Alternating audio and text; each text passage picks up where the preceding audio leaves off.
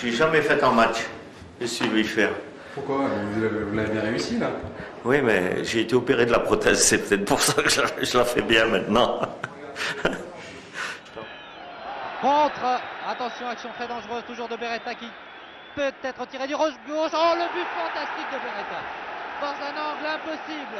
Un but superbe de Beretta, l'ailier gauche de Saint-Etienne. Je dis toujours le meilleur souvenir que tu as eu au stade Geoffroy Guichard. Et le meilleur souvenir pour moi, c'est de courir sur la pelouse, être encouragé par le public, prendre la chair de poule et pas sentir la fatigue. Bonjour à toutes, bonjour à tous, bienvenue dans cette vidéo en hommage à monsieur Georges Beretta, véritable légende de l'AS Saint-Etienne qui nous a quittés à l'âge de 77 ans ce mardi 4 juillet. Dans cette vidéo, je souhaitais vraiment lui rendre hommage en retraçant notamment sa carrière. C'est vraiment une véritable légende de l'AS Saint-Etienne. Si vous ne le connaissez pas, c'est vraiment l'occasion pour vous de découvrir qui était ce formidable joueur.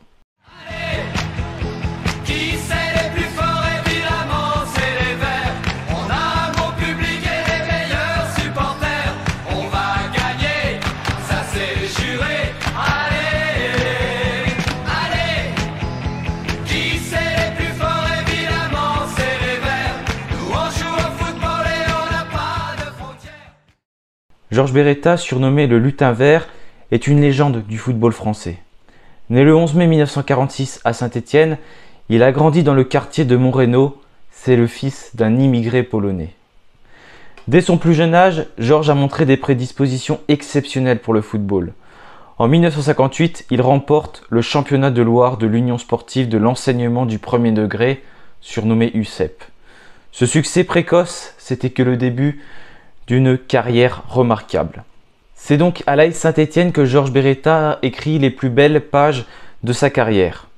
Dès l'obtention de sa première licence en tant que minime, il fait preuve d'un talent fulgurant. Sa technique, sa vision du jeu ne passait pas inaperçue. En 1964, il atteint la finale de la Coupe Gambardella, où l'équipe de Saint-Etienne s'incline malheureusement sur le score de 4-3 face à Reims, dans une finale qui était donc très serrée. Malgré sa petite taille, 1,66 m, Georges a rapidement fait ses preuves comme ailier gauche. Pourtant, il a dû batailler pour gagner la confiance de Jean Snella, l'entraîneur emblématique de l'ASSE, qui avait pour objectif donc de mettre en avant les jeunes joueurs. Dans l'attente de sa grande chance, Georges a trouvé un emploi dans une armurerie pour survenir à ses besoins parce que forcément il n'était pas assuré derrière d'avoir un salaire, d'autant plus qu'il n'était pas encore lancé dans le grand bain. Par Jean Snella, cela a été assez compliqué pour lui. C'est lors de son service militaire à l'âge de 19 ans que Georges Beretta a pris son envol.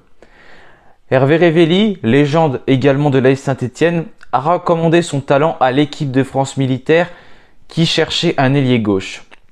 Sa vitesse, sa technique, sa détermination ont immédiatement séduit les sélectionneurs, lui permettant de se faire connaître auprès des grands clubs français. Malgré les réticences initiales de Jean Snella, René Domingo, l'entraîneur de la réserve de la SSE, n'a pas hésité à qualifier Georges comme l'un des meilleurs joueurs de sa génération. Convaincu par ses éloges, Jean Snella, qui n'avait pas vraiment le choix au vu de la blessure de André Feufeu, l'a donc titularisé dans son équipe le 20 novembre 1966 contre le LOSC. Saint-Etienne s'impose ce jour-là, il a prouvé qu'il méritait sa place au sein de l'équipe qui n'a plus quitté pendant près de 8 saisons. Georges Beretta a été un élément essentiel des succès de Saint-Etienne sous la direction d'entraîneurs légendaires comme Albert Batteux ou alors Robert Herbin, son ex-coéquipier. Il a contribué à la conquête de nombreux titres en remportant le championnat de France à 6 reprises, 1967, 68, 69, 70, 73 et 1974 et 75. De plus, il a été l'un des artisans majeurs des 3 victoires en Coupe de France de Saint-Etienne en 68, 70 et 74. En Coupe d'Europe, c'est également un élément important, buteur contre le Sporting Lisbonne et également contre l'Hajduk dans un match extraordinaire où les Verts s'étaient inclinés sur le score de 4-1 au match aller. Au match retour, ils ont totalement renversé la tendance en s'imposant sur le score de 5-1. Georges Beretta a inscrit donc le penalty du 3-1. En 1976, après son transfert à l'Olympique de Marseille, il a ajouté une autre Coupe de France à son palmarès. D'ailleurs, ce transfert, il l'avait toujours en travers de la gorge. Fin novembre 1975, le président de l'OM, Fernand Méric, et le président stéphanois Roger Rocher trouvent un accord pour le transfert du joueur, mais sans vraiment consulter Georges Beretta. Ensuite, il y a un feuilleton qui est entretenu par la presse sur l'avenir du joueur. Georges Beretta souhaite lui rester à Saint-Étienne, mais malheureusement Roger Rocher accepte sans hésitation la somme de 500 000 francs proposée par l'OM pour le transfert, du fait que Saint-Étienne connaît en fait des véritables difficultés financières. Début janvier 1975, il est officiellement transféré à Marseille, et ça, il ne l'a jamais pardonné à Roger Rocher, alors qu'il prenait un rôle majeur au sein de l'effectif stéphanois, se mettant notamment à encadrer les jeunes, lui qui était surtout redescendu au poste de milieu de terrain depuis la nomination en tant qu'entraîneur donc de Robert Herbin. Au sein de l'équipe de France, il est également remarquable. Georges Beretta a été sélectionné à 44 reprises, dont 12 fois en tant que capitaine. Il est le 4e joueur natif de Saint-Étienne à avoir porté le maillot de l'équipe de France. Dès sa première apparition contre le Luxembourg en 1967 jusqu'à sa dernière en 1975, il a été fier et talentueux au niveau du football français. Mais après sa carrière en tant que footballeur, Georges Beretta est d'abord retourné à Roanne. Ensuite, il a servi le football en fondant et en devenant le premier président de l'Amicale des Anciens Verts en 1984. Son dévouement envers son club et ses anciens coéquipiers, ça montre tout simplement son attachement profond à l'AS Saint-Étienne. C'est d'ailleurs dans ce but qu'il a créé donc cette Amicale des Anciens Verts en 1984.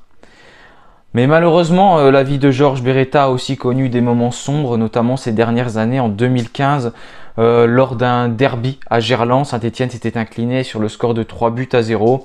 Mais Georges Beretta a été violemment agressé lors de son retour. Cette agression donc, qu'il a vécue dans sa voiture a été traumatisante et a laissé des séquelles profondes, physiques mais également psychologiques. Les images de cette nuit ont hanté ses pensées.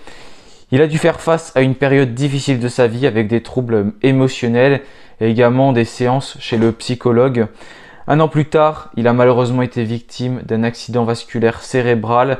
Les causes sont certainement multiples, mais peut-être que c'est également dû à ce traumatisme.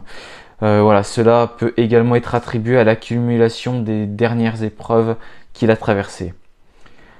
La vie donc de Georges Beretta, c'est tout simplement une histoire de passion, de dévouement au football et à l'AS Saint-Étienne. Son parcours chez les Verts, il a été exceptionnel. Ça en a fait une figure emblématique du sport français, de Saint-Étienne, du football. Bref, c'est un monument que l'on ne peut pas oublier près de 50 ans après ses derniers matchs sous l'AS Saint-Étienne. On en parle toujours aujourd'hui. Je connaissais ce joueur alors que je suis né en 2002 et je pense que vous êtes également nombreux à le connaître. Vous l'avez peut-être vu jouer, vous ne l'avez également peut-être pas vu jouer et je pense que c'est le cas pour beaucoup.